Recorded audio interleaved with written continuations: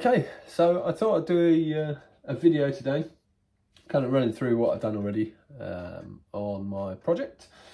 So yeah, been looking to do a kind of bobber conversion on a R80 for quite a few years now. I just had to try and find the right bike at the right price and everything. And basically, I decided I'm going to do this one mainly for my wedding, so I can ride the bike to my wedding. So I've got a couple of years to get it done. If it takes me that long, but yeah, so basically I managed to find the bike finally, half good condition.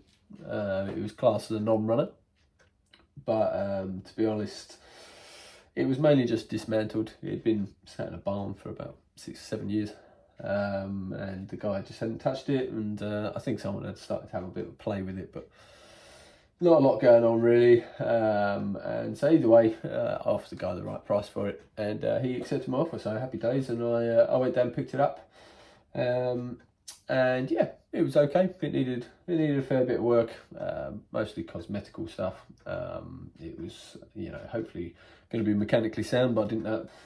So obviously, like you do, got it back instantly, wanted to know whether it would run or not, so got it all stripped apart, things I needed, got the carbs back on it, got some fuel going to it, you know, went through everything, discovered I didn't have a spark. So yeah, kind of swiftly identified that it's probably just a bad coil, so got a new dual coil for it, and pretty much then as soon as I put a new coil on it, had a spark. I hooked it all up and off it went, and it fired up beautiful. Had a little ride around the yard on it, all good. All the clutch was good, gearbox seemed all good. So yeah, kind of to me that was the green flag to start taking it completely apart and start the project as such. So obviously initially you just got to get it down to its basics, get everything stripped down, get all the fairings off, especially on these bikes. Personally, I'm not a big fan of all the original fairings, but either way, got all stripped down, got everything off, got the frame out, got the engine out. You know, got it right down to its basics so that we could actually start doing some strip down on individual parts. So obviously the first one that obviously I tended to have a look at was the engine, purely because it's kind of the heart of the whole project. And yeah, so it was in a pretty bad way. It was, you know, it was leaking oil left, right, centre, needed new gaskets, new seals. It also needed on the com rod tubes. The seals were all gone on those, so it just was looking tatty. And so yeah, I just decided that I was gonna kind of strip it down as far as I needed to be able to repair what I needed to repair. So yeah, I had both heads off, cylinders off. So I changed out the tubes to stainless steel tubes, got all new gaskets in, got it all back together, got it all shot blasted down to a point where it was okay. And basically then I decided that I wanted to try Cerakote. I've never actually used Cerakote before, but I thought, well, you know, it's better time than any to try it. So I went and got some of their C-Series Air Cure Cerakote coating, which is kind of highly scratch resistant and also high temperature resistant, so it's perfect for engines. So obviously haven't used it before, so only time will tell if it's good and so on. A little bit more tricky to apply than you know, your conventional rattle can high temperature paint, but either way, so I got all the spray gun set up and made a little spray booth. Yeah, basically, yeah, got it all sprayed up. Once it was sprayed up, I then obviously let it dry off and did a stainless steel nut and bolt swap out on it, so it's all had nice new stainless socket cap Allen key bolts in it, so that's all looking nice, and got some of the fins kind of sanded back down. Still got a lot of work to do, to be honest, but we'll get there on that one. Then obviously got this frame stripped all down completely, so obviously it had loads of rust, loads of old lacquer chipping paint, and just was really quite tatty. So got it all blasted down all to a nice shiny clean frame. Also it had some pitting on it, and bits and bobs, which, you know, so I went round and touched it all up with a good bit of body filler, and got it all looking a bit better, got all the rust treated, and made sure we're all good to go from there, basically. So once that was done, then obviously I had to decide what I was going to modify to make it into some form of bobber and bits and bobs. Now the kind of rear subframe up here is kind of custom made of my own design, purely because you can buy a kind of factory built ones and stuff like that. And I mean, this bit of tube here that kind of bolts into the original frame, that'll cost you 380 quid online, varying depending on which ones you buy and so on. And I don't know, I just kind of looked at them and thought, everyone's done them, you know, they're quite normal, wanted something a bit different. They also come like kind of pre-powder coated black, and that would mean then I've got to strip it and repaint it. So I thought, oh, you know, I'll make my own. We've got a workshop here, welders and metalwork tools. So yeah, so I kind of obviously got myself some tube that was of the right size and kind of flattened it down to the oval, because it's got an oval centre tube here. On this end, got it all slotted in. Also managed to get a nice kind of teardrop finish on the back here. Purely because when I do my exhausts, I'm going to have twin exhaust sets sitting underneath the seat, and they're also going to have the teardrop. So basically, it'll tie in that whole kind of teardrop exhaust look.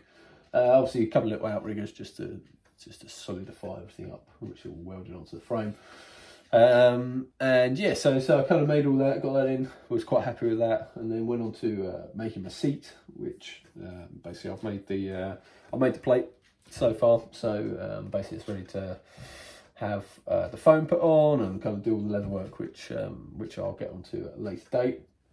But yeah, so the frame, basically once I got to a point where I was happy that kind of the frame was all modified, no more welding, no more adjustments, then obviously we can move forwards then and go into kind of paint and prep and all that sort of stuff. So obviously once it was all filled and sanded back and whatnot, then obviously just banged on our coats of kind of primers underneath, between a mixture of kind of zinc rust protection undercoats and high build fillers that could be sanded down just to get rid of any last imperfections and things like that in the frame. And then basically, yeah, just hit it with a top coat paint. I went for this bronze. It's a Lamborghini colour, which I quite liked, basically because I'm doing my tank's done green, so I thought it looked quite a nice contrast between the kind of the deep bronze and the deep green. When it comes to paints, I always trust kind of professionals' advice and stuff like that. So if you are painting and you're not necessarily using a spray booth, this was all done in rattle can. I at least go and get some decent rattle can, in my opinion. I'm personally not a professional sprayer and I don't know tons about it, but at the end of the day, I always go down to my local car body shop who knock up paint, and always seek their advice for best undercoats, best primers, if you need etches. And then when it comes to top coat, they always knock me up a coat in a pre-gas can of the colour that I want. And then obviously they can recommend the lacquers that go on top of it as well, so you can't get any problems between, you know, your lacquers not working with paint. And basically, yeah, they're going to recommend the best stuff for your application. And I'll come on to that a little bit later when I do the fork paint job on my forks, purely because they're like a high shine item, which could be quite fun to get things to stick to. And obviously we'll go through some of the paints and some of that there. But basically, yeah, got the frame hooked up in the spray room, got it all sprayed down, and then yeah, waited a day, because I just like everything to go off, and then hit it with some satin lacquer over the top just to kind of give it that sheen, but nothing too major, just because I wanted it a bit dull compared to the high gloss on the tank. But yeah, so got that done.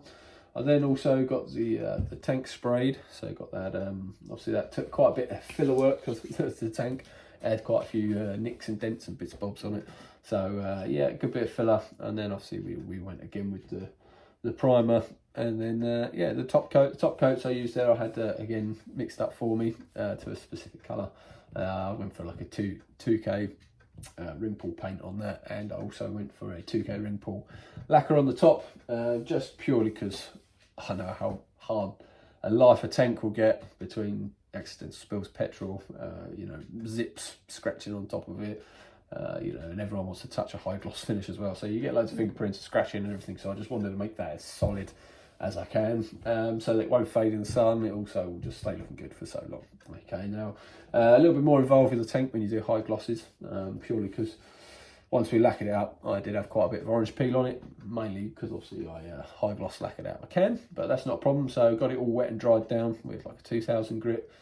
got it all scratched up, and then I went through the process of doing the cut and buff. So yeah, got my buffing pads out, and yeah, cut it down with a G3, got all those major scratches out, and then like finished it off with a G10 and a bit of high resin polish afterwards, just to kind of get that shine going.